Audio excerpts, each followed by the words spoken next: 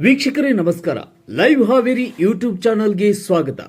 ಸಮಸ್ತ ದೇಶಪ್ರೇಮಿಗಳಿಗೆ 80ನೇ ಸ್ವಾತಂತ್ರ್ಯ ದಿನಾಚರಣೆಯ ಶುಭಾಶಯಗಳು. ದೇಶಾದ್ಯಂತ 80ನೇ ಸ್ವಾತಂತ್ರ್ಯ ದಿನಾಚರಣೆಯ ಸಂಭ್ರಮ ಮನೆ ಮಾಡಿದ್ದು, ಹಾವೇರಿ ಜಿಲ್ಲೆಯಲ್ಲೂ ಸ್ವಾತಂತ್ರ್ಯದ ಹಬ್ಬವನ್ನು ಅತ್ಯಂತ ಸಡಗರ ಮತ್ತು ಗೌರವದಿಂದ ಆಚರಿಸಲಾಯಿತು.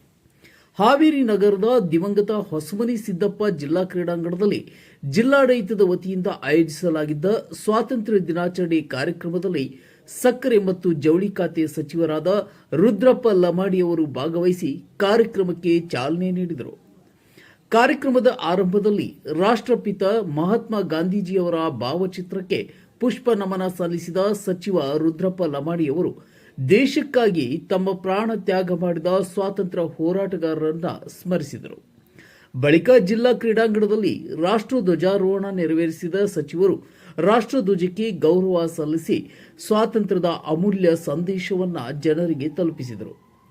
ಧ್ವಜಾರೋಹಣದ ನಂತರ ತೆರೆದ ವಾಹನದಲ್ಲಿ ಪೊಲೀಸ್ ಇಲಾಖೆ ಸೇರಿದಂತೆ ವಿವಿಧ ಭದ್ರತಾ ಪಡೆಗಳ ಗೌರವ ವಂದನೆಯನ್ನ ಸ್ವೀಕರಿಸಿದರು. ಈ ವೇಳೆ ಕಾರ್ಯಕ್ರಮಕ್ಕೆ ಆಗಮಿಸಿದ್ದ ಗಣ್ಯರು, ಅಧಿಕಾರಿಗಳು ಹಾಗೂ ಸಾರ್ವಜನಿಕರು ಚಪ್ಪಾಳೆ ತಟ್ಟಿ ಸಚಿವರನ್ನ ಅಭಿನಂದಿಸಿದರು.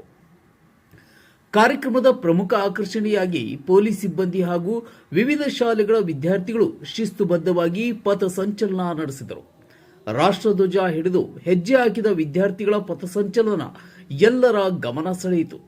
ದೇಶಭಕ್ತಿಯ ಘೋಷಣೆಗಳು ಮತ್ತು ರಾಷ್ಟ್ರಪ್ರೇಮದ ವಾತಾವರಣ ಕ್ರೀಡಾಂಗಣದಾದ್ಯಂತ ಮನೆ ಮಾಡಿತ್ತು.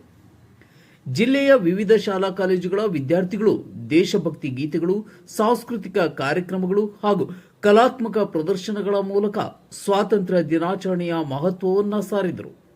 ಕಾರ್ಯಕ್ರಮದಲ್ಲಿ ಜಿಲ್ಲಾಡಳಿತದ ಅಧಿಕಾರಿಗಳು, ಜನಪ್ರತಿನಿಧಿಗಳು, ಪೊಲೀಸ್ ಇಲಾಖೆ ಸಿಬ್ಬಂದಿ, ಶಿಕ್ಷಕರು, ವಿದ್ಯಾರ್ಥಿಗಳು ಹಾಗೂ ಸಾರ್ವಜನಿಕರು ಭಾಗವಹಿಸಿದ್ದರು.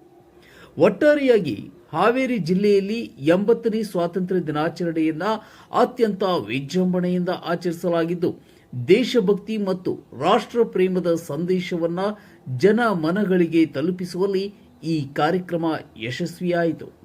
ಹಾವೇರಿ ಜಿಲ್ಲೆಯ ತಾಜಾ ಸುದ್ದಿಗಳು ಮತ್ತು ವಿಶೇಷ ವರದಿಗಾಗಿ ಲೈವ್ ಹಾವೇರಿ ಯೂಟ್ಯೂಬ್ ಚಾನೆಲ್ ಅನ್ನು ಸಬ್ಸ್ಕ್ರೈಬ್ ಮಾಡಿ. ವಿಡಿಯೋವನ್ನು ಲೈಕ್ ಹಾಗೂ ಶೇರ್ ಮಾಡಲು ಮರೆಯಬೇಡಿ. ನಮಸ್ಕಾರ.